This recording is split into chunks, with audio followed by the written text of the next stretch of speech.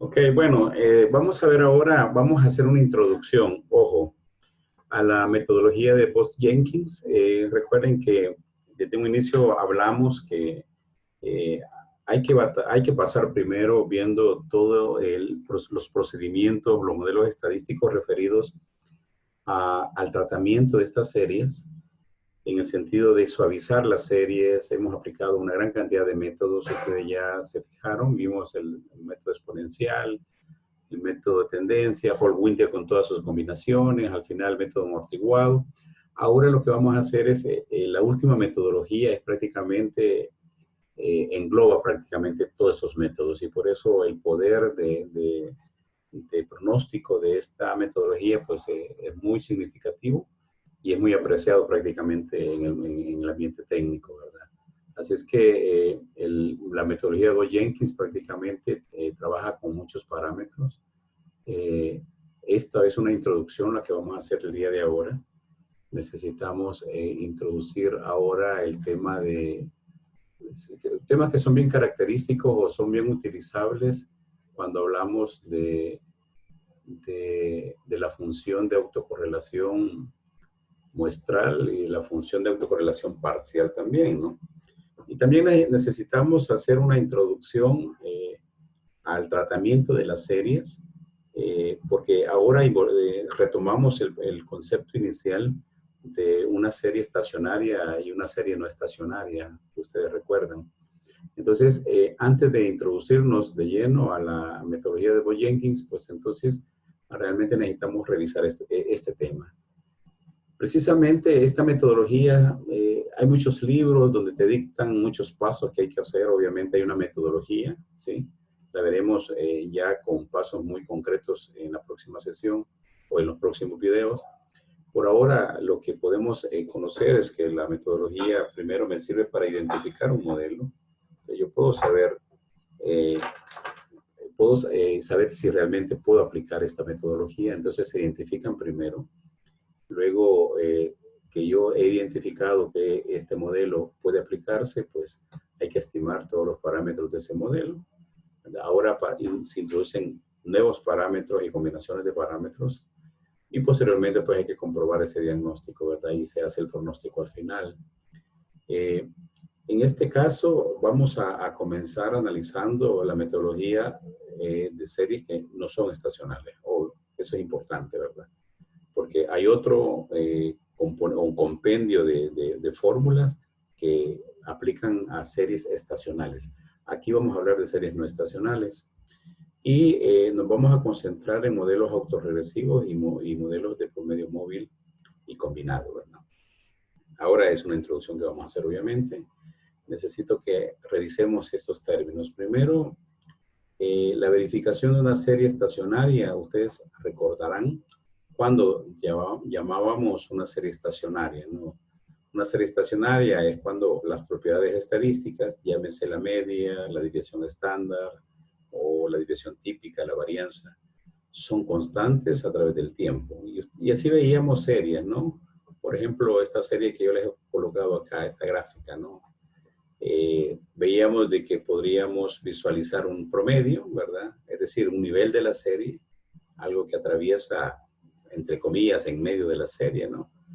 Y que los diferentes valores de la serie pues oscilaban alrededor de ese nivel de la media, y que lo hacían no con cambios bruscos, sino que con cambios constantes, ¿verdad? Y por eso hacíamos la gráfica de los valores originales, lo analizábamos, y estos valores de la serie, que son prácticamente los que me permiten dibujarla, pues decimos que tienen un nivel de la serie o un promedio o una media constante, y que la variación es constante también, ¿verdad? Entonces, si esta condición se cumple, estamos hablando de una serie de tiempo estacionaria. Pero sabemos, y también lo veíamos al inicio, que hay muchas series en la vida real que no son estacionarias, ¿verdad? Una serie cualquiera, desde YS1 hasta YSN, pues no estacionaria. Si eso se da, obviamente la vida no termina ahí, sino que podemos transformar esa serie, ¿no? Y así hablábamos en una sesión anterior algunas técnicas para poder transformar los datos originales de la serie, ¿no? Entonces, primero hablábamos de las primeras diferencias, si ustedes lo recuerdan. ¿Qué eran las primeras diferencias? Bueno, las primeras diferencias prácticamente es hacer un artificio, crear una nueva serie a partir de los datos originales, y esas primeras diferencias pues vienen expresadas por esta fórmula, es decir, una serie diferente, z sub t es igual a y sub t menos y sub t menos 1. ¿Qué significa esto? Que estamos hablando, si este es un ejemplo de una serie, por ejemplo, que tenemos acá, ¿sí?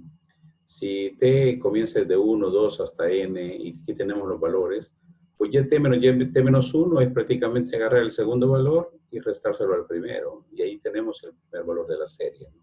Obviamente perdemos un valor o un dato, ¿sí?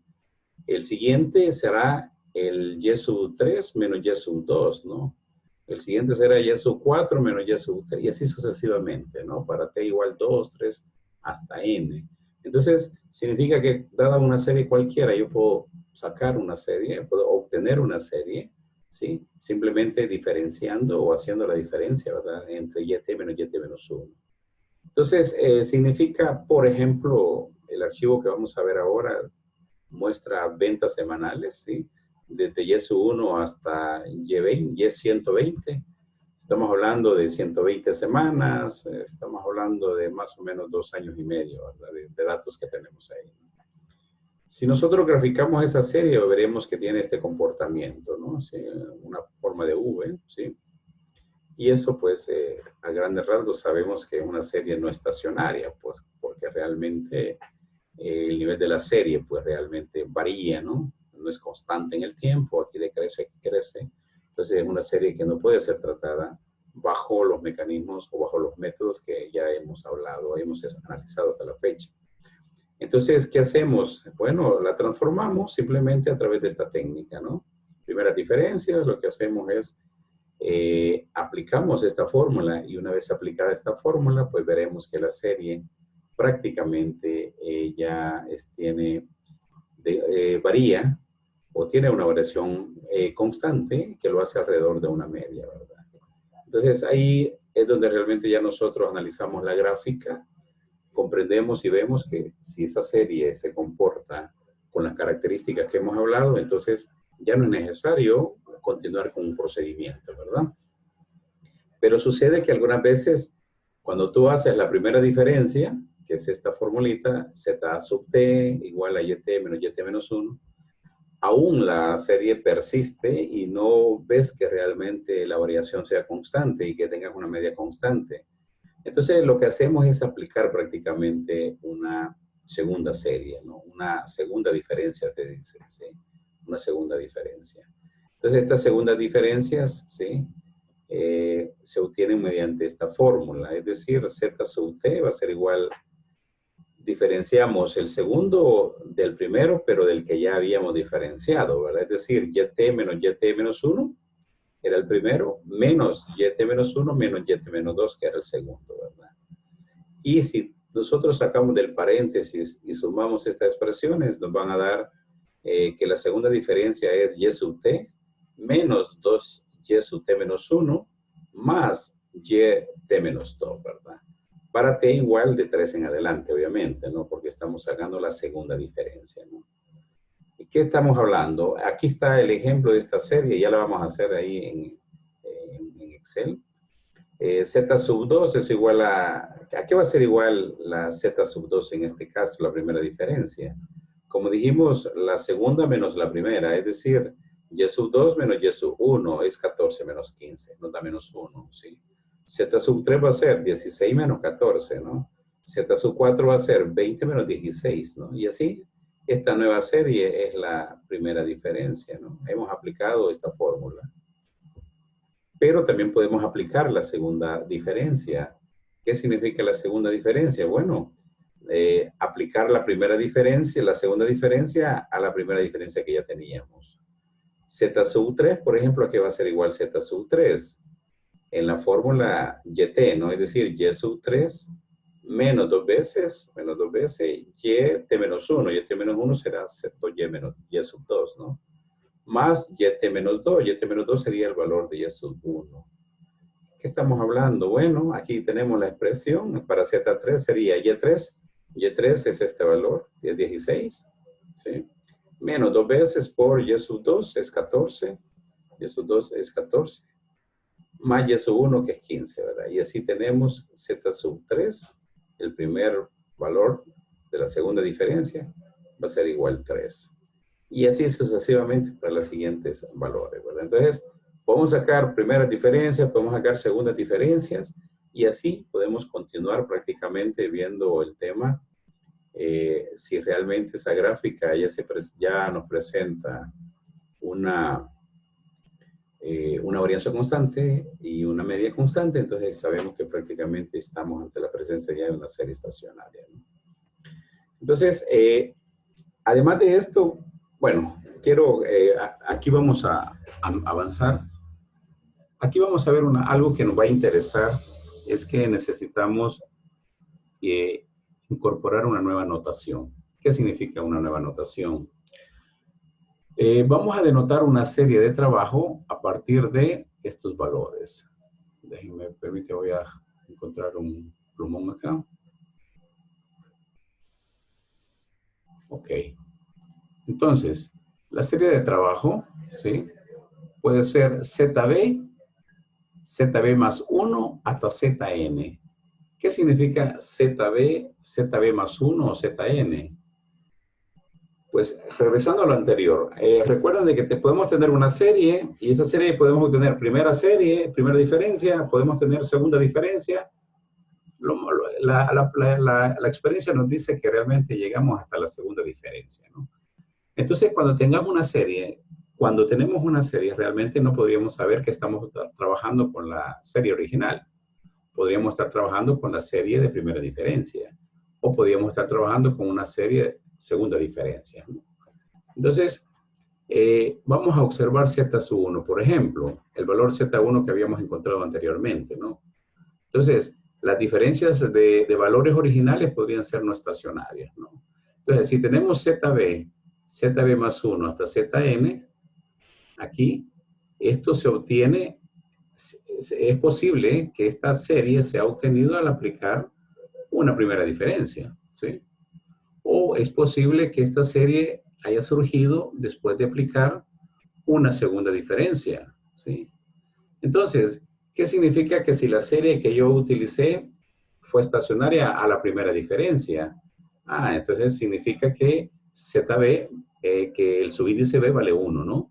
Pero si la serie que yo estoy trabajando, pues fue la segunda diferencia, entonces B va a valer 2, ¿sí? B va a valer 2.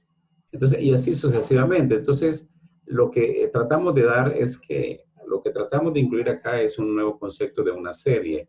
Es decir, cuando digamos una serie cualquiera, no significa que realmente estemos hablando de la primera diferencia, de la segunda o de la serie original.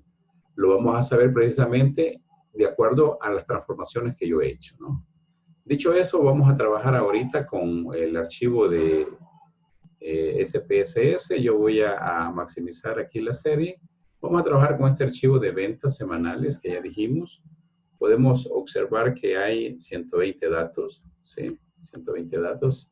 Estos datos son semanales. Y vamos a abrir el archivo de sintaxis para que nosotros vayamos ejecutando más rápidamente esta serie, ¿no? Esta serie, como son semanas, pues entonces vamos a ejecutar, le vamos a colocar únicamente la configuración de la serie que sean semanales, ¿no? Entonces, vamos a ejecutar la instrucción que está en la línea 6, ¿verdad?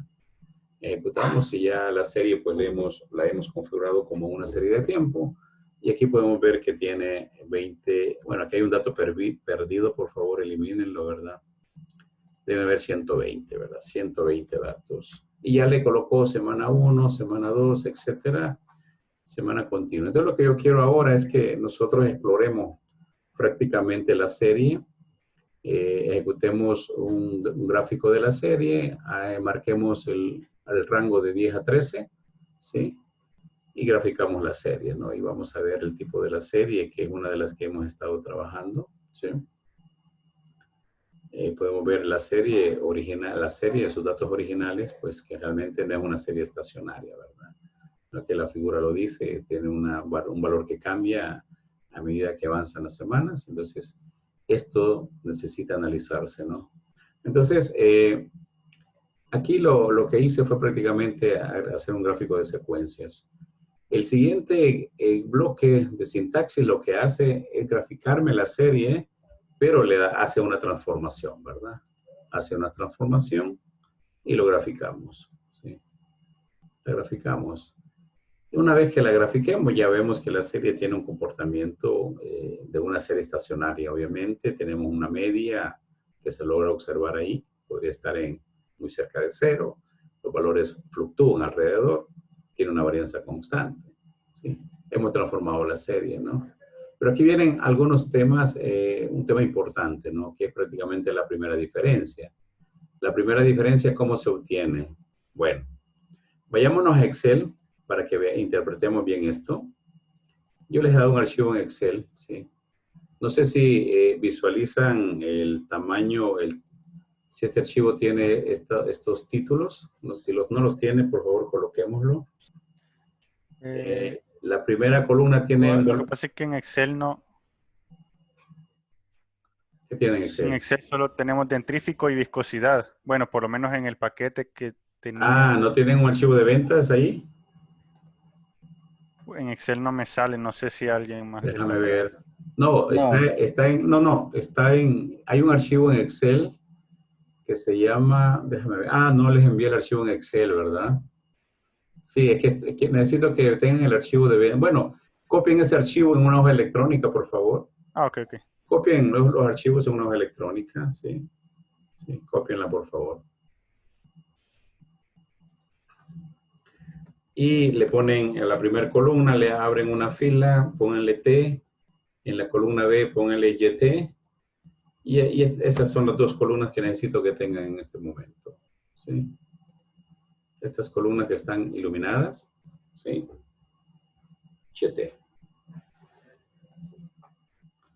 Solo es de copiar desde el editor de SPSS, ¿verdad? Lo pueden hacer directamente marcando las dos columnas. Le dan control C y luego se la llevan a Excel, abren una hoja y le dan paste ahí, ¿verdad? ¿Ya la tienen? Sí. Ok, entonces colóquenle YT ahí, ¿verdad? Entonces, en la tercera columna escriban D1, eso significa primera diferencia, ¿sí? Primera diferencia. Primera diferencia. Y la primera diferencia, aquí vamos a escribir prácticamente la fórmula YT menos YT menos 1, es escribir la fórmula en este caso el primer valor es T menos 2 menos T menos 1, ¿no? Y vamos a tener un primer valor de menos 0.5936. Y luego este valor lo copian hacia abajo, ¿sí? Hacia abajo exactamente, y van a tener la primera diferencia. Esa es realmente la primera diferencia, ¿sí? Es la primera diferencia. Si ustedes grafican estos dos valores, grafiquen estos dos valores, ¿sí? Bueno, al graficar estos dos valores les daría el gráfico que yo tengo acá, que es el que ya vimos, ¿sí? Donde observamos el comportamiento, ¿sí? Pero ahora grafiquemos el valor de la serie y el valor de 1. Recuerden que aquí perdemos un valor, ojo, porque estamos haciendo YT2 menos YT menos 1, ¿sí? Si ustedes grafican estos dos valores, ¿sí? Iluminen las dos columnas con control, ¿sí? Y luego le dan, en Excel hagan un grafiquito ahí, ¿verdad? ¿Sí? Un grafiquito.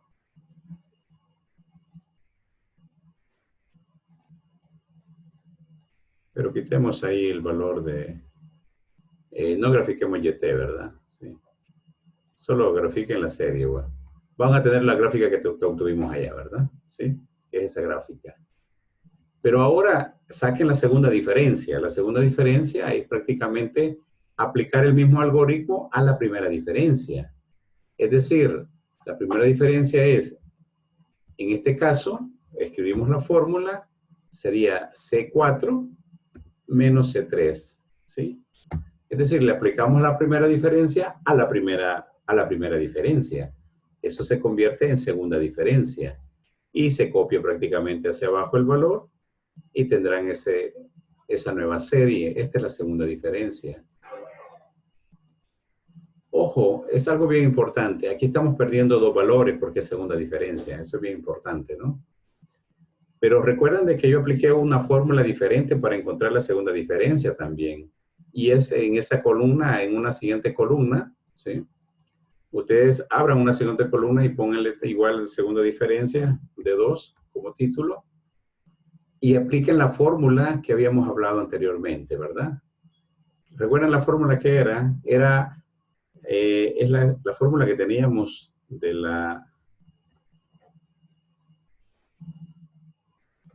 Era YT menos 2 YT menos 1 más YT menos 2. Que prácticamente eso pueden colocarlo ustedes ahí para que no se les olvide, ¿sí? Coloquemos esta fórmula.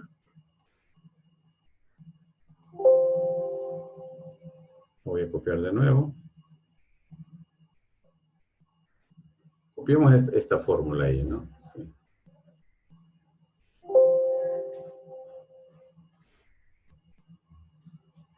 Este es para que nosotros sepamos cómo se aplica prácticamente los programas estadísticos, la segunda diferencia, ¿no? Recuerden que teníamos aquí la segunda diferencia como fórmula YT menos 2 YT menos 1 más YT menos 2. Entonces, en esta nueva celda escribimos signo igual, ¿sí? Y nos vamos a posicionar dos celdas, dejemos dos celdas vacías, ¿no? Sería YT, en este caso sería el valor actual, ¿sí? Menos 2 veces por YT menos 1. El valor YT menos 1 es B2 en este caso. Más YT menos 2. YT menos 2 sería el valor B1, ¿sí? Porque estamos encontrando Z3 en este caso, ¿verdad? Z3 va a ser igual a Y3 menos 2 veces Z2 más Y1, ¿verdad? O Z1. Entonces, al darle clic, ustedes van a ver que prácticamente me da el mismo valor anterior. Ojo, esto es bien importante, ¿no? Me da el mismo valor anterior. ¿Por qué? Porque hemos aplicado el mismo algoritmo, ¿verdad? Si ustedes lo copian, le va a dar el mismo valor, ¿sí? Pero realmente lo que ha aplicado el programa es esta fórmula que acabamos de hacer, ¿no? ¿Sí? Que es prácticamente YT menos 2 YT menos 1 más YT menos 1, ¿verdad? YT menos 2, perdón, ¿sí? Y ahí pueden ver que esto sea igual. Pero ojo, podemos también hacer lo que hablábamos anteriormente. Lo que hablábamos anteriormente es cuando tenemos una serie cualquiera, ¿sí? Una serie cualquiera que decíamos ZB más 1 hasta ZN, ¿sí? Nosotros podemos tener rezagos o podemos tener adelantos de la serie, ¿sí? Por ejemplo, abramos una columna y que escribanle RK igual 3. Pues ya vamos a ver qué significa RK igual 3, ¿sí? RK igual 3. Y RK igual 3 significa posicionarnos en la celda en el periodo 3. Es lo que está acá descrito, ¿sí? Es lo que está descrito, ¿sí? Que ya lo vamos a ver, ¿sí? Entonces, vamos a introducirnos al concepto de función de autocorrelación. Pero para esto yo necesito que ustedes sepan que yo puedo crear una serie cualquiera y iniciarla a partir del periodo 3, es decir, B4, el valor Y4. Pongamos una serie ahí igual, signo igual B4, ¿sí? Y luego copiémoslo, ¿sí? Luego copiémoslo. Obviamente no va a llegar hasta el final porque me estoy adelantando 4 periodos o me estoy rezagando. Si yo veo la serie desde abajo hacia arriba, me estoy rezagando 4 periodos. ¿Qué significa esto? Que la serie yo la estoy comenzando desde Y4, ¿sí? Pueden ver acá la fórmula de este valor, ¿no? Pero yo puedo comenzar la serie desde B5 también, ¿sí? Puedo comenzar desde B6, puedo comenzarla desde B2, etc. Es decir, desde cualquier punto que yo venga de esta serie, desde los valores originales, yo puedo tener una serie cualquiera, ¿sí? Y puedo tener muchas series dependiendo del tamaño de la serie. Y es que la metodología Bot-Jenkins se basa prácticamente en valores rezagados y en valores adelantados, lo que yo quiero, generalmente valores rezagados. Para eso me voy a ir a SPSS y quiero que vayámonos. Nos vamos a ir al archivo de la serie, al archivo de la sintaxis, perdón. Y en la serie de la sintaxis ustedes ven que hay una sintaxis que marca la segunda diferencia, perdón, la primera diferencia, ¿sí? Les voy a mostrar cómo crear esa serie en SPSS sin ejecutar la sintaxis. Vayámonos al menú transformar y ahí hay un menú que dice crear serie de tiempo, ¿sí? Este menú está casi al final del menú transformar, ¿no? ¿Sí? Crear serie de tiempo. Le damos clic donde dice crear serie de tiempo, ¿sí? Y aquí tenemos un cuadro de diálogo donde nos crea una nueva serie de tiempo. En este caso voy a trasladar la serie que contiene los datos originales, es decir, aquí le hemos dado B2, tiene el nombre B2, ¿sí? Y aquí abajo nosotros escribimos el nombre de la función. Ojo, automáticamente el programa detecta, asigna un nombre, B2-1, ¿sí? B2-1. Y aquí en la función están todas las funciones que yo puedo trabajar o que están disponibles en el programa SPSS. Puedo trabajar diferencias estacionales, puedo trabajar promedios móviles centrados, puedo trabajar rezagos, ¿sí? Puedo trabajar adelantos, etcétera, ¿no? En este caso vamos a crear una primera diferencia, ¿sí? Que es la primera diferencia que habíamos creado en Excel, ¿no? Aquí lo vamos a ver. Y aquí le damos el orden. Ojo, el orden es importante. El orden significa el número que yo estoy diferenciando a la serie. Eso es importante. Si es una primera diferencia, el orden es 1. Entonces aquí automáticamente tiene diferencia, ¿sí? Entonces, y ya la serie que ha aparecido me dice que va a crear una variable B2-1 y es la primera diferencia, ¿no? Y la sintaxis lo que hace es que entre paréntesis escribe el nombre de la serie, el nombre del valor de la serie y hay un número que me dice el orden de la serie, 1. No sé si a ustedes les aparece habilitado el botón cambiar. Oh. Si les aparece habilitado, denle en cambiar para que les aparezca automáticamente ya cambiada la serie. Y una vez ya ya nos está marcado este botón de cambiar el valor de la serie, pues entonces le dan OK a esto. Y el comando, pues lo que hace es crearle la primera diferencia de la serie, ¿no? Observen que hemos perdido un valor. Lo que ha hecho la serie es prácticamente diferenciar, ¿sí?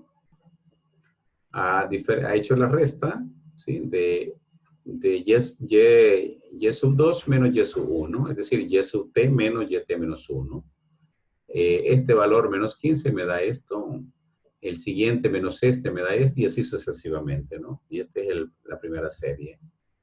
Entonces, es lo mismo que está en la sintaxis que está ahí. Si yo quiero la segunda diferencia, pues copiemos esas mismas instrucciones, ¿sí? Abajo. Y le ponemos, en lugar de B2-1, pues pongámosle B2- y un número 2 en lugar del 1. Pero le tenemos que cambiar en el 1, ponerle 2. Y con eso le estoy diciendo, encontrarme la segunda diferencia de esa serie, ¿sí? Y le doy clic. Y observamos en el editor, ahora hemos perdido 2 valores, 2 celdas, y lo que ha hecho es prácticamente obtener la primera diferencia de la primera diferencia o ha aplicado la fórmula que hicimos en Excel, ¿verdad? No sé si se entiende esto. Y así podemos sacar la tercera diferencia. Si nos vamos al programa, al menú, a aplicar la tercera diferencia, ¿cómo la aplicarían ustedes? Démosle reset ahí a esto. Démosle reset. E incluyamos de nuevo la variable de 2, ¿sí? cambiémosle nombre B2, pongámosle B3, B sub 2 guión bajo y pongámosle un número 3, ¿sí? Ojo, y aquí en orden, en order, aquí en inglés, le tenemos que poner 3 y le tenemos que poner cambiar ahí, ¿no? Change en inglés, ¿no? Si le das cambiar, automáticamente le pone el orden, ¿sí? Y le das OK a esto, ¿sí? Entonces, aquí lo que hemos hecho es crear una tercera diferencia, ¿sí? Ya la fórmula en Excel en tercera diferencia sería un poco más complicada. Tendríamos que hacerla para ver cuál es, ¿no? Pero ya SPSS me da la forma de cómo hacerlo de una forma automática. Pero estos valores que hemos obtenido acá, sabemos cómo se han obtenido, ¿no? A través de estas fórmulas. ¿Ok? Entonces, ahora nos vamos a ir de nuevo al menú y vamos a ejecutar ahora un rezago. Los rezagos se llaman lag, ¿sí? Lag. Entonces nos venimos acá. Vayámonos de nuevo al menú de crear serie de tiempo. Entonces aquí vamos a resetear el valor, el procedimiento, escribamos la variable b sub 2, ¿sí? Pero ahora vamos a ejecutar una función diferente, ya no la función diferencia, ojo, ¿sí? Ya no la función diferencia, sino que vamos a poner la función rezago, lag, ¿sí? Lag. Y el orden siempre va a ser 1, ¿sí? Le damos clic donde dice cambiar, al botón cambiar, para que nos eso se los hacemos esto para poder cambiar la función en este espacio, ¿no? Del procedimiento de CPS. Si ustedes observan, la función ahora es B sub 2-1, pero dice lag. Lag significa rezago, ¿sí? Y cambiamos el nombre porque ya tenemos una variable B21. Mejor escribamos el nombre, pongamos lag1, LAG1, ¿sí? Escribamos LAG1, ¿sí? Y le damos cambiar de nuevo para que se cambie el nombre de la variable, ¿sí? Y con eso le estamos diciendo al programa, créame una nueva serie a partir de la serie original, ¿sí? Con un rezago, ¿sí? Le doy OK a esto, ¿sí? Le doy OK. Y ahí se me ha creado ya una variable rezago, ¿sí? De orden 1. Yo puedo crear también un lag de orden 2, ¿sí? Reseteando esto, introdujo de nuevo la variable b sub 2, ¿sí? Le digo un lag, pero de nivel 2. Y aquí le voy a poner el nombre de la variable. Escribámosle lag2.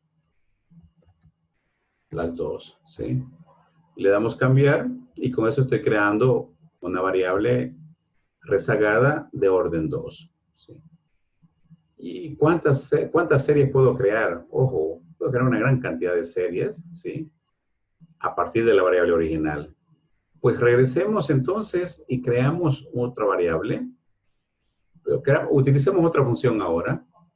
Disculpe, creo que podría regresar, es que no pude ver bien esa última que hizo, ¿verdad? Aquí tengo el procedimiento, no sé si lo puedes ver. Este es el procedimiento. Lo que hacemos es que colocamos, le das reset primero, ¿sí? Reseteamos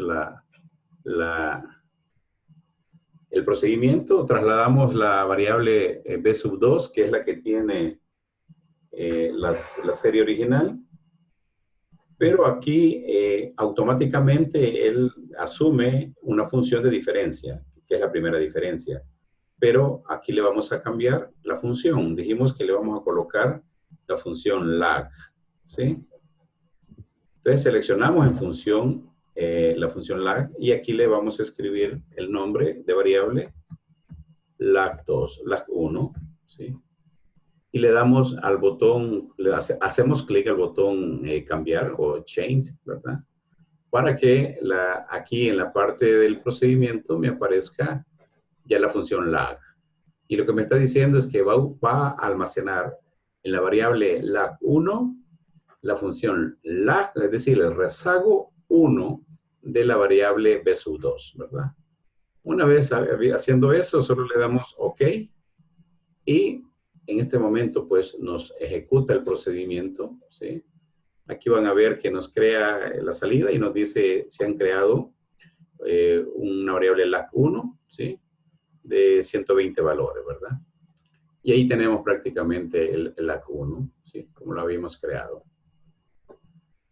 Entonces, lo que vamos a hacer ahora es utilizar otra función. Además del LAC, tenemos funciones también que son las de lead. Lead son adelantos, es lo contrario a rezago, ¿no? Lead, ¿sí?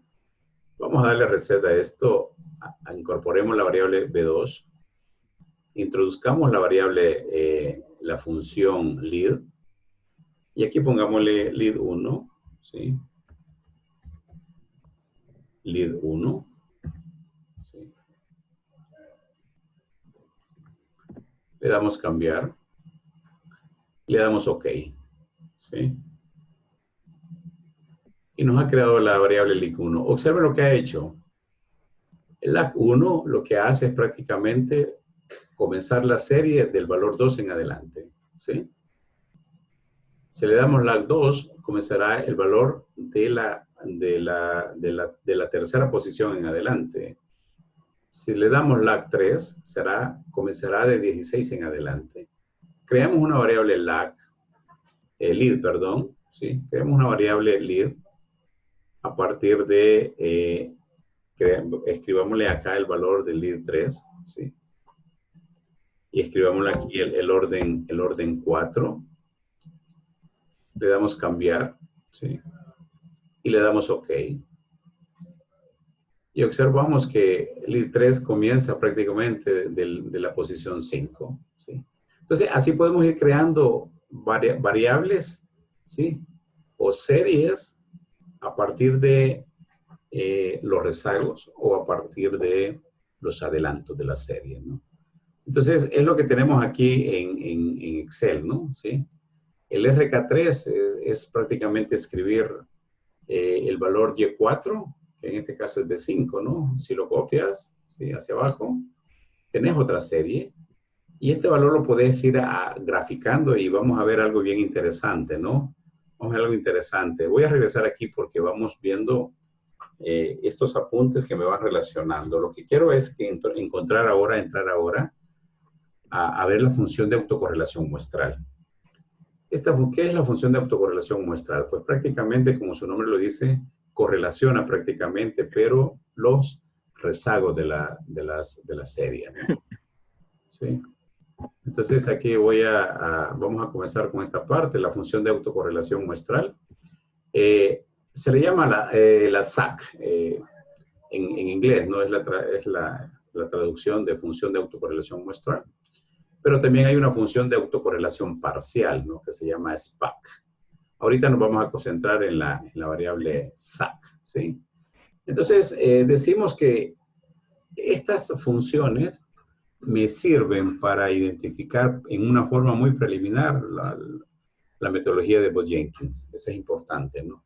Y lo hacemos analizando el comportamiento de estas funciones, de la función SAC y la función SPAC, ¿no? Para los valores de una serie. Pero la serie ahora es una serie, ya no es la serie original, ¿no? Sino que es una serie que no sabemos dónde comienza. Solo lo que sí sé es que ZB, ZB más 1, ZN. Si estaríamos con una serie rezagada en el periodo 3, estaríamos hablando de que B vale 3, ¿no? Si estamos analizando una serie en primera diferencia, pues B valdría 2, como lo hemos visto anteriormente. Entonces la SAC es una gráfica de las autocorrelaciones. Y esa gráfica nos va a ayudar para poder identificar el método de Bose-Jenkins, ¿verdad? Entonces, nos tomamos una serie, ¿sí? Una serie de Z sub B hasta Z sub N, ¿sí? Entonces, la autocorrelación muestral en el desfasamiento K. Ojo, K puede tomar cualquier valor, ¿sí? K puede tomar valores desde K igual 2, K igual 3, etcétera, ¿no? Entonces, la función de autocorrelación lo vamos a llamar R sub K, ¿sí? Esa es la función de autocorrelación muestral. En un desfasamiento K, K puede ser 2, K puede ser 3, K puede ser 4, etcétera, ¿no? Entonces, la fórmula de esa función de autocorrelación puede parecer complicada, pero realmente no lo es, ¿sí? Incluso hasta podríamos obtener los valores en una forma manual, hacerlo en Excel y se obtienen los valores. ¿Qué nos está diciendo? Es la sumatoria, es la sumatoria de un producto. Ojo, el producto del primer factor es la variable z, la serie z sub t, menos el promedio de todos los valores de la serie, ¿no? Y el otro producto es la serie z sub t más k. Es decir, aquí está comenzando en el desfasamiento que yo le doy, menos el promedio de la serie. Si yo multiplico estos dos factores y hago la suma desde t igual b hasta n menos k, y todo esto yo lo divido entre la sumatoria de este factor elevado al cuadrado, que es la serie menos su promedio, así yo obtengo el valor R sub k. Afortunadamente yo no tengo que hacerlo eso manualmente, obviamente, porque ya los programas te lo generan, ¿sí? Pero tienes que saber qué es R sub k. Tienes que saber de dónde viene, cuál es la expresión matemática, cuál es el modelo que se obtiene esa función de autocorrelación, ¿no? Entonces, la SAC mide, ojo, es una relación lineal entre las observaciones de la serie. Es decir, toda serie que hemos creado en este momento en SPSS o en Excel, si sacamos la SAC, lo que nos hace es prácticamente medir la relación lineal entre esas diferentes observaciones separadas, el desfasamiento que yo le doy, ¿verdad? El desfasamiento, recuerden que indica K unidades de tiempo, ¿no? Puede ser Y sub 2, puede ser Y sub 3, Y sub 4, es cualquier valor. El valor K significa la posición donde yo comienzo a generar esa serie, ¿no? Algo importante también es que ese R sub K, que es la función de autocorrelación muestral, está entre menos 1 y 1. Esto es importante. Entre menos 1 y 1, ¿sí? ¿Qué significa esto? ¿O qué me significa esto? Bueno, si esta función de autocorrelación, yo obtengo sus resultados a través de esta fórmula, y los valores tienden a 1, es decir, se acercan a 1, esto significa que las observaciones separadas en ese desfasamiento que hemos hecho, ¿sí?, tienen una fuerte tendencia a moverse juntas. Ojo, esto es importante. Se mueven juntas en forma lineal y tienen una pendiente positiva. Esto es importante.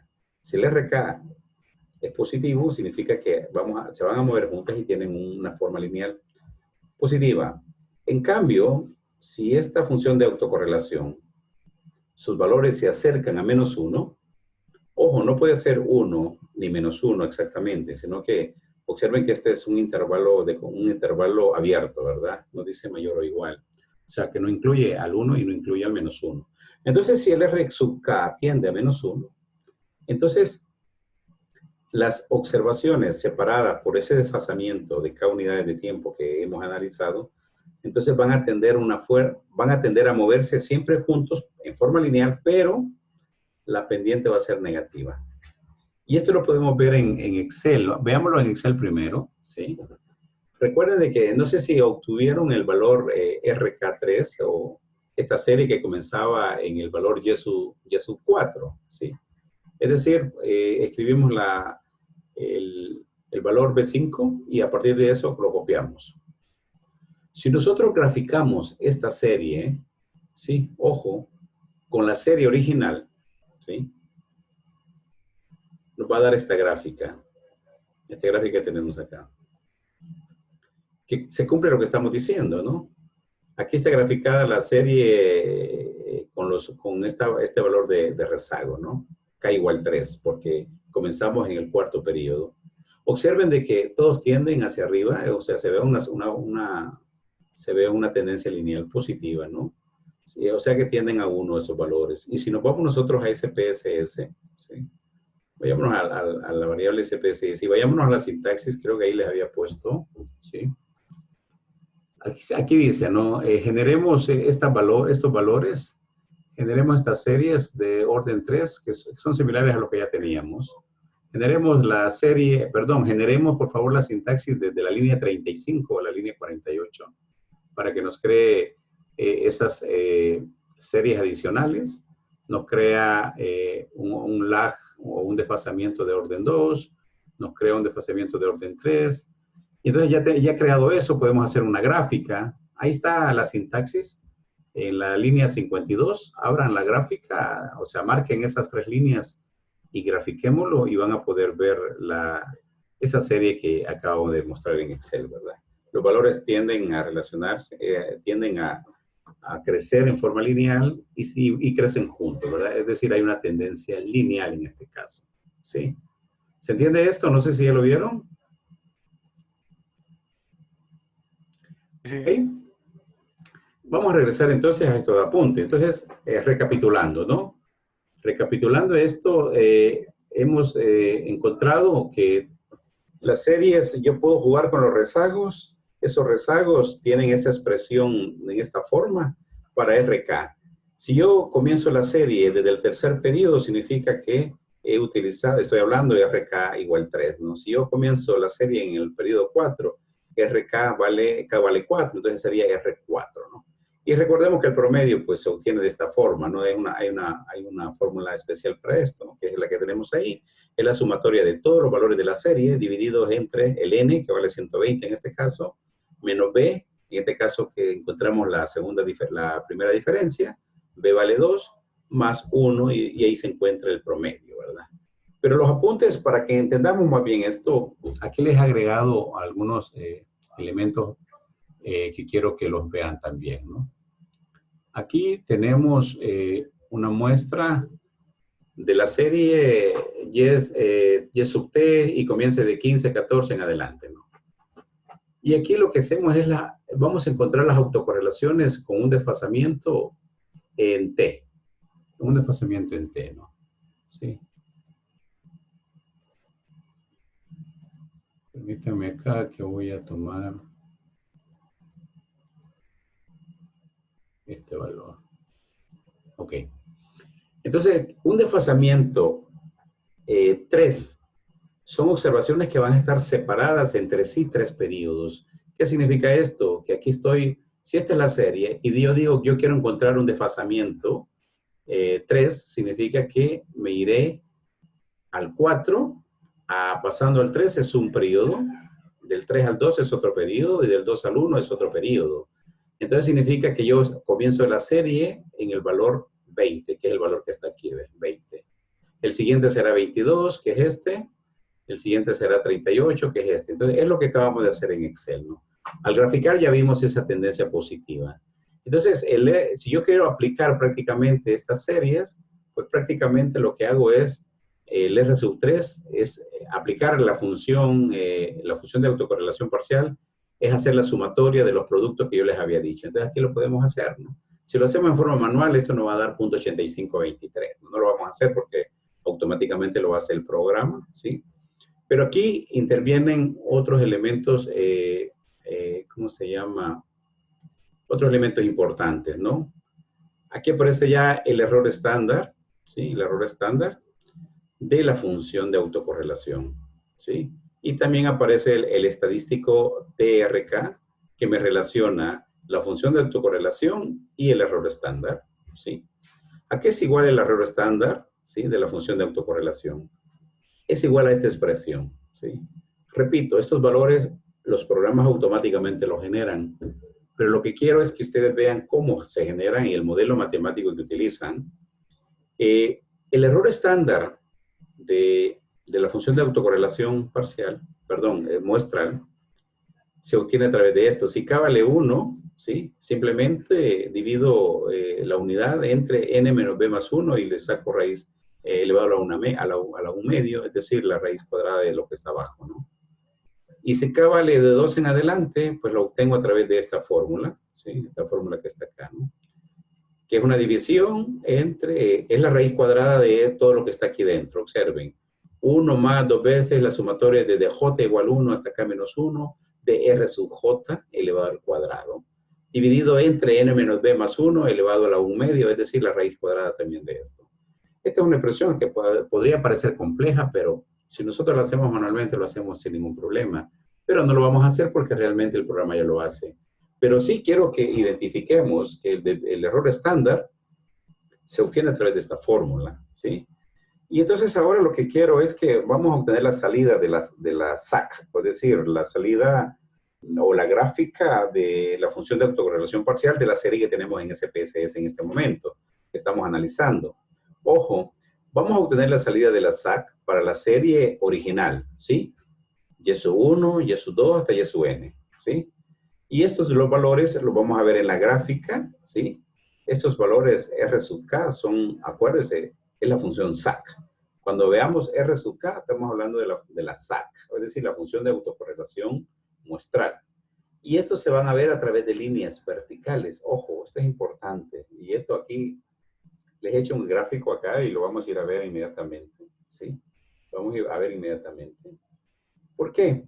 Porque las salidas, ¿sí? Las salidas que proporcionan esas series, ¿sí? También proporcionan los errores estándar de la autocorrelación.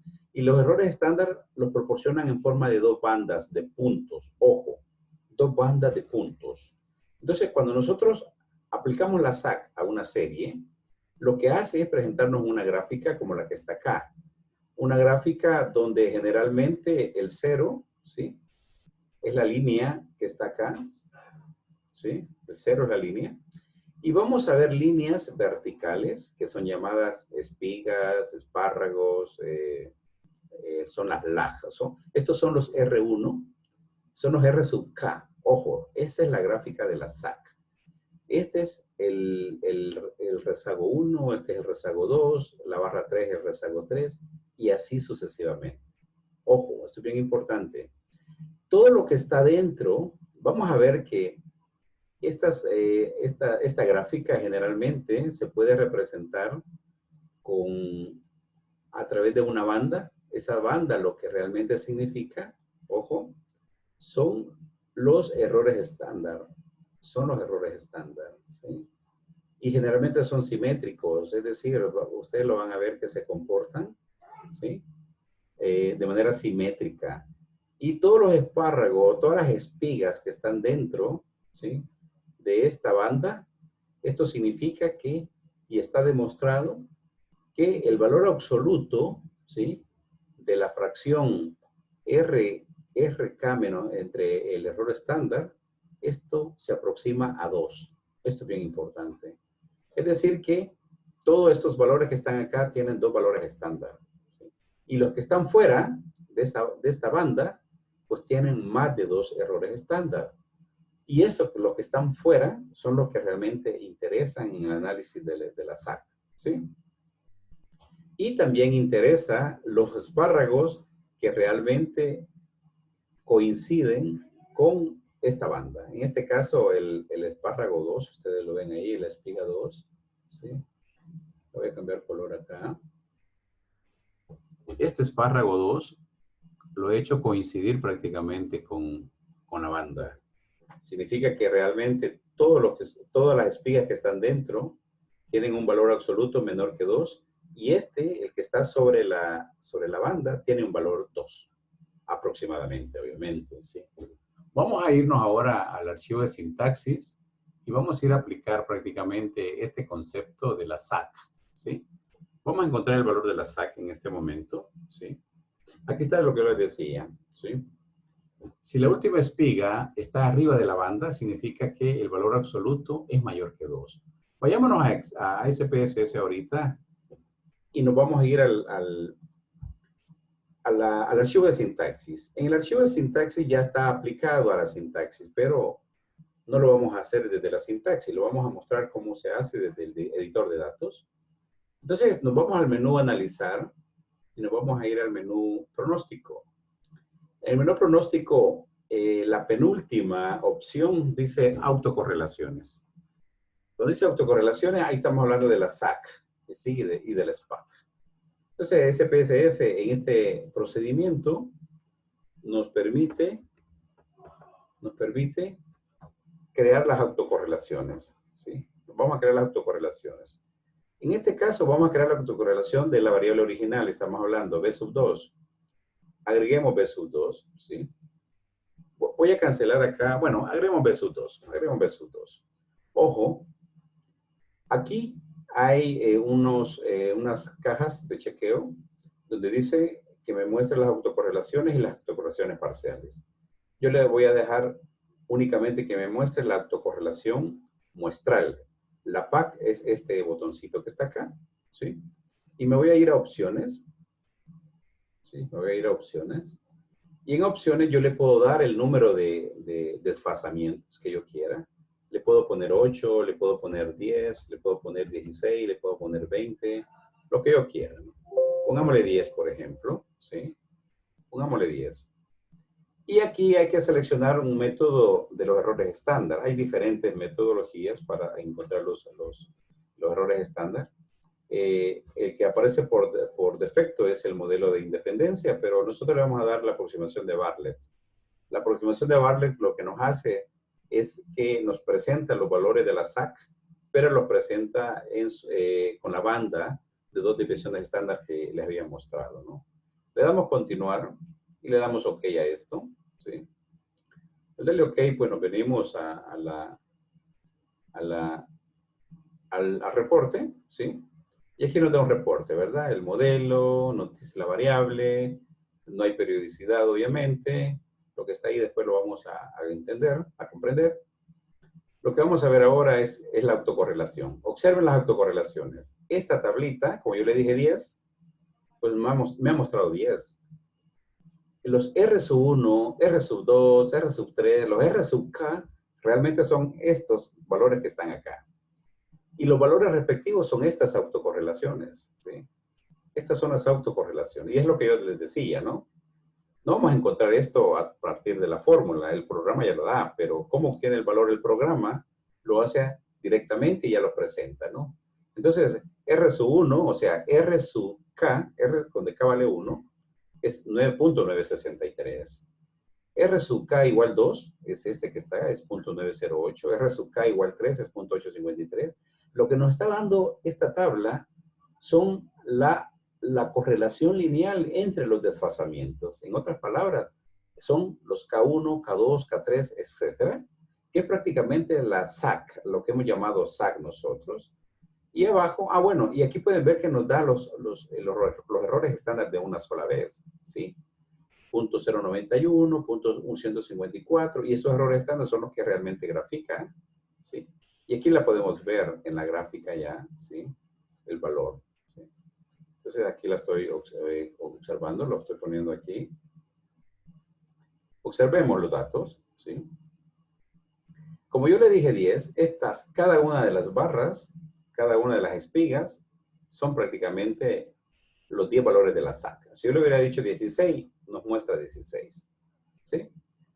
Y esta es la banda que nos permite mostrar prácticamente cuál rezago es el que realmente están dentro de 2 desviaciones estándar y cuáles están fuera de 2 desviaciones estándar. Obviamente, observemos que cuántos rezagos hay arriba de 2 desviaciones estándar. Hay 1, 2, 3, 4, 5, 6, 7 rezagos, ¿sí? Y el octavo rezago, ojo, es el que realmente ya coincide en este caso con la barra de 2 desviaciones estándar. Y esto significa que los demás tienen menos de 2 desviaciones estándar. Ojo, estos valores son negativos, acordémonos, y estos valores son positivos porque hay una simetría, ¿no? Entonces, ahora voy a regresar y vayamos al procedimiento y digámosle, no quiero 10, pongámosle 16 o pongámosle 24 de una sola vez. 24. Que me muestre 24 espigas, ¿sí? Es decir, que me muestre la SAC con 24. Y le damos clic, ¿sí? Y ustedes van a ver lo siguiente, nos va a mostrar los 24 rezagos, ¿sí? Aquí están los valores respectivos. Aquí está la desviación estándar. Y aquí está ahora el valor de la SAC, ¿sí? Donde se muestran las espigas que están dentro de 2 desviaciones estándar y las que están fuera de 2 desviaciones estándar. Esto es importante porque lo vamos a utilizar más adelante, ¿no? Entonces, esto está en el archivo de sintaxis, ¿sí? En el archivo de sintaxis acá, si ustedes al último procedimiento creado le dan paste, o sea, copian la sintaxis, pues les va a aparecer algo similar a lo que tenemos acá, ¿verdad? Aquí lo que me hace es que me determina la SAC pero con 16 espigas, ¿no? ¿Sí? Aquí lo limito a 10 espigas, ¿sí? Es lo mismo que acabamos de hacer, ¿no? ¿Sí? Aquí, este otro bloque, lo que he hecho es crear el bloque de la línea 73 a la 78. Creo para la serie original 40 valores de la SAC, ¿sí? 40 espigas. Y aquí escribo el comentario. Se generan 40 desfasamientos, ¿sí? Con el método de Bartlett, que ya lo explicamos a continuación, ¿verdad? ¿Sí? Entonces, hasta aquí vamos entendiendo cómo se está comportando esto, pero hay que seguir analizando la SAC para poder entender esto. Entonces voy a regresar a estos apuntes para mostrarles de alguna manera cómo se comporta o cuáles son los comportamientos de la función SAC. Esto es importante, ¿sí? Si los desfasamientos, ojo, alcanzan la banda de puntos que ya hablamos, ¿verdad? En nuestro caso, del 9 en adelante estaban dentro, recordemos, ¿verdad? Significa que la estadística T es menor, el valor absoluto, ojo, el valor absoluto es menor que 2, ya lo aplicamos.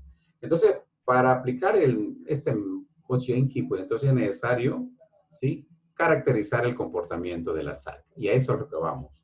Entonces, la SAC, ojo, puede truncarse, ¿sí? O la SAC puede... truncarse significa que prácticamente se corta abruptamente, ¿sí? Entonces, una espiga, si existe una espiga, en el desfasamiento K, ojo, en la SAC, entonces, si RK es estadísticamente grande, vamos a tener que alguna espiga va a salir de ese intervalo o de esa banda que nosotros hemos denominado como la banda de 2 desviaciones estándar, ¿verdad? Entonces, se considera que una espiga en la SAC, hay una espiga en la SAC cuando el valor absoluto de esta estadística TR es mayor que 2, ¿sí? Entonces la SAC se trunca después de un desfasamiento si no hay espigas en los desfasamientos mayores. Por ejemplo, el TR, pues, el TR1 nos puede dar 3.6, por ejemplo, y TR2 nos puede dar 2.8. Pero ¿qué pasa TR3? Vean la diferencia de 2.8 a 0.5. Es abrupta, ¿sí? Entonces, eso significa que la SAC se trunca después del desfasamiento 2. Se dice eso, ¿no? Si se trunca en 3, entonces significa que de 3 en adelante los valores de la espiga son mucho más bajos, ¿verdad? O menores, ¿verdad? Entonces, a lo que queremos llegar es que esta variable, estos valores de la SAC, pues realmente tienen diferentes comportamientos. Y esto es importante que lo asumamos a este momento, porque precisamente son los valores que vamos a poder analizar más adelante, ¿sí? Son los valores que vamos a analizar más adelante. La SAC puede tener diferentes comportamientos. Podemos obtener una SAC que se corta después de un desfasamiento. Por ejemplo, aquí observemos la primera espiga, ¿sí? Es alta, la segunda es menos alta, pero la tercera ya es más cortita. Aquí, obviamente, estos son mayores. El valor absoluto de esta estadística es mayor o igual que 2, o sea, están afuera de la banda. Y aquí se mira un corte abrupto, ¿sí? Entonces se dice que la SAC se corta en el desfasamiento 2. Pero también la SAC se puede comportar que se corta, pero de forma exponencial. Es decir, no abruptamente, sino que miren, observen, va creciendo, va decreciendo abruptamente. Perdón, va decreciendo en forma exponencial, no abruptamente, como el caso de la primera, ¿sí? En el segundo caso, esta SAC se corta, pero en forma de seno, de la función seno, ¿no? ¿Qué significa esto? Bueno, van a haber una larga, otra menos larga, otra más corta. Luego esta baja, hay otra más larga, otra menos, luego va creciendo. Entonces, si ustedes ven, tiene el comportamiento como una serie senoidal, ¿verdad? ¿Sí? Entonces, en este caso se dice que la SAC pues, tiene un comportamiento de forma de función seno. Esta función seno puede ser oscilante, es decir, puede estar abajo, puede estar arriba, ¿sí? O puede comportarse en una forma amortiguada también. Hay diferentes formas, ¿no? Como esta, aquí tenemos la forma exponencial, pero con oscilaciones. ¿Qué significa esto? Que si ustedes la ven arriba, hay espigas largas, menos largas, mucho menos. Es decir, que se va comportando como una función exponencial hacia abajo. Pero en forma simétrica o no simétrica podría estar también espigas largas, espigas pequeñas, más pequeñitas. Entonces, si ustedes ven, también tenemos un comportamiento exponencial. Y en este caso se dice que oscilan, ¿sí? Con oscilación, ¿no? Entonces, la variable SAC puede tener cualquiera de esas formas.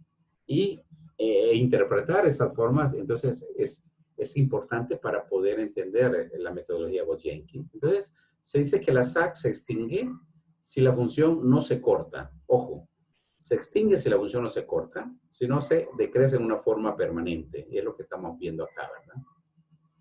Entonces, la SAC puede cortarse, ojo, o con gran rapidez, o pues, se puede extinguir en forma lenta, o puede tener una combinación de las arribas. Entonces, eso es importante tenerlo. Entonces, la SAC es útil. Ojo, cuando nosotros vayamos a trabajar, a encontrar la SAC, vamos a observar que si realmente ellas se comportan, por ejemplo, esta parte que tenemos acá, la segunda, si se corta en forma exponencial, ¿sí? Y si se corta muy lentamente, o sea, se desvanece muy lentamente, entonces lo que podemos hacer es prácticamente analizar el comportamiento a partir de una serie estacional dada la fórmula que acabamos de ver, y hay ciertos criterios que podemos entender, o hay ciertos criterios para aplicar cuando observemos comportamientos similares. Entonces, aquí hay como un corolario, ¿sí? Un corolario sobre el comportamiento de la SAC, ¿sí? Si la SAC de esta serie, recuerden que esta serie significa que no sabemos si está en primera diferencia o en segunda diferencia, ¿no? Si la SAC de esta serie se corta rápidamente, ¿sí? Como es el caso este que tenemos acá, ¿sí? Entonces se debe de considerar que los valores de la serie son estacionarios. Entonces eso es importante, el primer criterio. Si se corta abruptamente, entonces la serie son valores estacionarios, una serie estacionaria. Ojo. Pero ¿qué pasa si la SAC se corta con lentitud extrema, como parecido a este segundo caso, ¿sí? Entonces se dice que la serie analizada es no estacionaria, ¿sí? Este es el primer caso, que aquí hay un corte abrupto, pero si esta se va decreciendo lentamente o se va extinguiendo lentamente, ¿sí? Y a veces muy extremo, ¿no? Podemos graficar hasta 20 espigas, 30 espigas, 50 espigas, y esto a veces a lo mejor no se ve que termina. Entonces, en este caso, se dice que la serie es no estacionaria, entonces ya tenemos un mecanismo adicional para saber si una serie es estacionaria o no, ¿verdad? Si se trunca o no se trunca. Entonces, esto es importante tenerlo, comprenderlo, porque a partir de ahora vamos a poder analizar las series a través de la SAC y vamos a poder analizar el comportamiento de esta serie, ¿verdad? Entonces, aquí tenemos como un procedimiento, ojo, para ver si la serie es estacionaria, ¿no? Que es prácticamente repetir lo que acabamos de mencionar, ¿verdad? Repetir lo que acabamos de mencionar.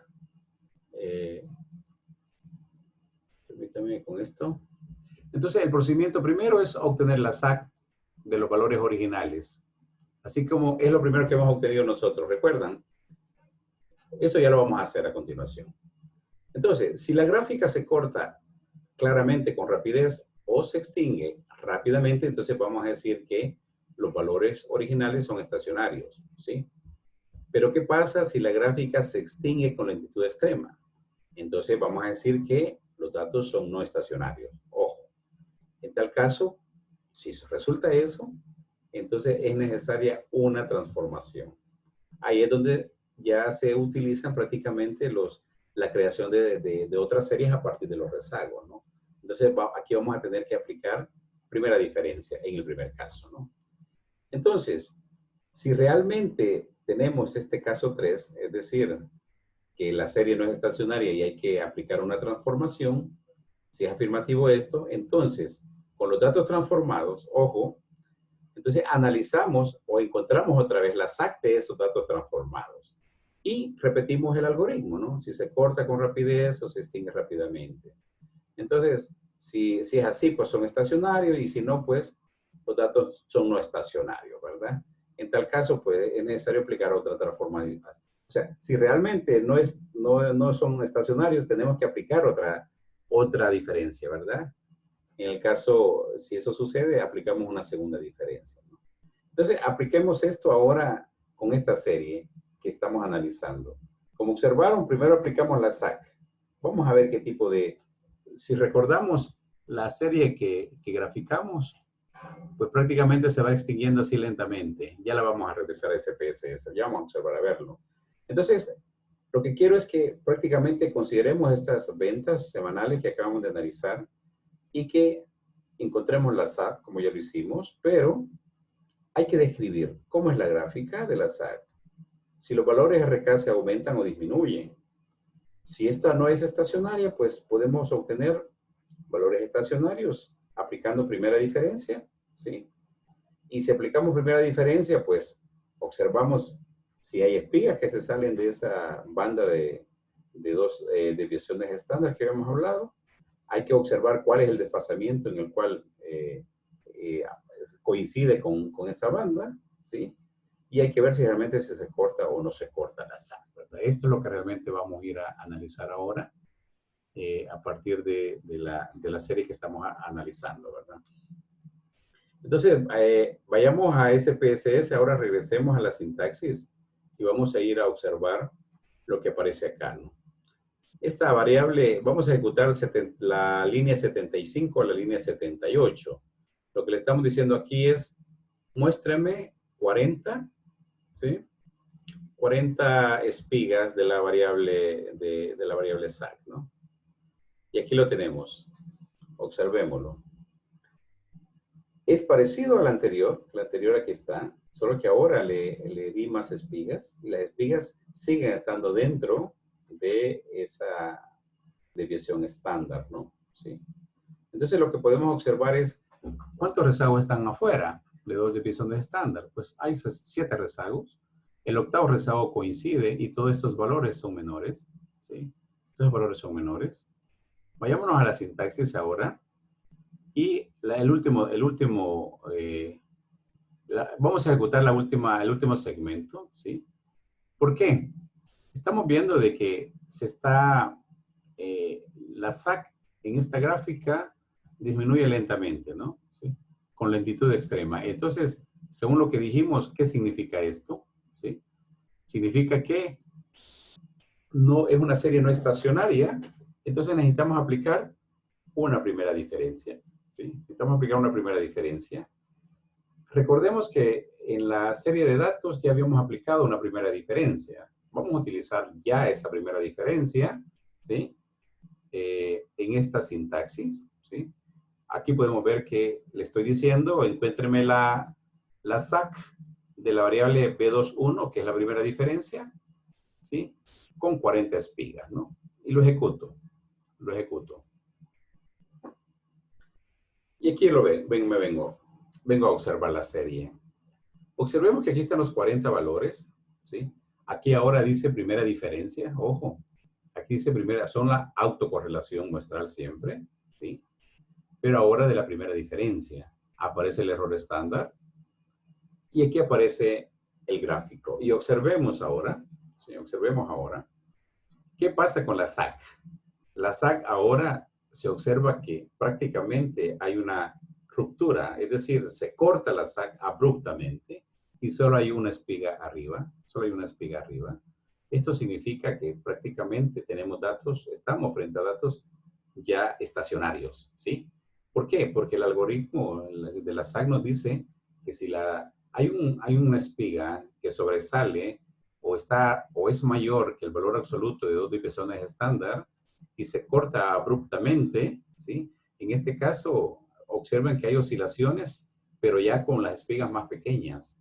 En este caso, el algoritmo termina ahí y eso lo que yo puedo concluir es que realmente la primera diferencia fue necesaria para esta serie de datos para demostrar que a través de la SAC sí bueno, hemos demostrado que realmente estamos frente a series estacionarios y el orden, ojo, el orden de la serie es el orden 1 en este caso, porque hemos obtenido una primera diferencia. Es decir, a partir de la primera diferencia, nosotros hemos encontrado la SAC y la SAC lo que me ha dado es que realmente los datos de la SAC se cortan abruptamente y eso es un indicativo de que realmente los datos ya son estacionarios. Esto yo lo puedo obtener también directamente en el menú. En lugar de irme a la sintaxis, en lugar de tener V2 acá, pues yo debo tener el valor de la serie B21, que era el valor de la primera diferencia, ¿no? Aquí le digo que me muestre la SAC. Aquí le digo que me muestre 40. Y aquí la aproximación de Bartlett. Y le doy OK. Y aquí tengo pues prácticamente la SAC, que es la que estamos analizando anteriormente, ¿verdad? Así que hasta aquí esta sesión. Yo creo que el objetivo de esta sesión fue prácticamente mostrar la utilidad de la SAC, ¿sí? Las características que tiene y la herramienta que dispongo ahora para poder introducirme a la metodología de Bosch-Jenkins.